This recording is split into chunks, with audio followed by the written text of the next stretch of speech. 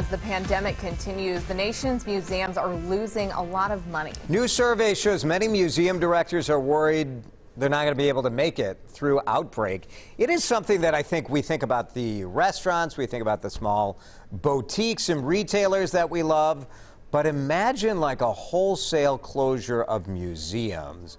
They did a survey here, Allie. 521 museums responded about operating reserves, and only 1 in 3 said it had reserves that would last a year or more.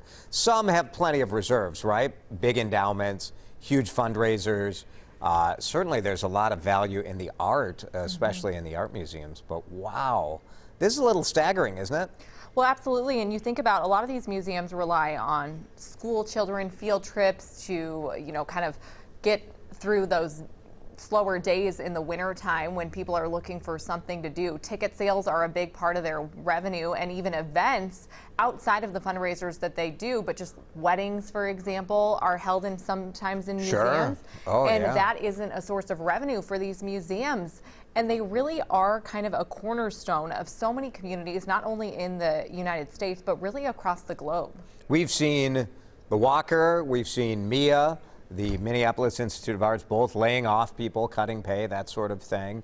I think our communities, just like we look at live music venues, theaters, and museums are part of this. I mean, that is an amazing loss if we were to lose those museums. Only 50% said they'll reopen with the same number of staffers as before the pandemic.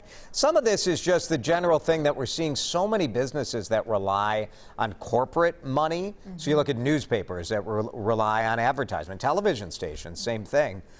Museums rely on corporate funding.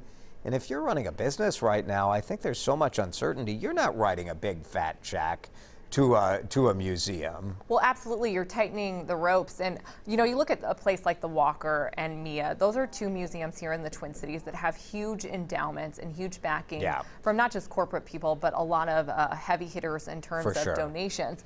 But the smaller museums, the ones that maybe don't have as big as the foot traffic as a Walker or a MIA, those are the ones that are really suffering right now. That's right. Yeah, absolutely. And the reality is, I mean, everybody is lining up to get some federal relief here, right? School districts, they are down in revenue. City governments are down in revenue. States.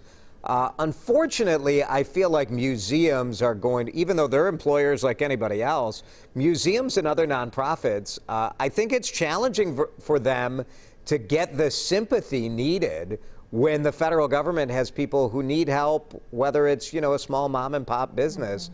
I don't know that the lawmakers are going to say, yeah, let's write a big federal bailout check to museums. Maybe they should, but. Well, yeah, it's a lot of unknowns still with that and so many other things, so we'll have to wait and see. Hopefully some of these museums do have enough in the reserves to at least last 6 more months. Get through 6 more months, yeah.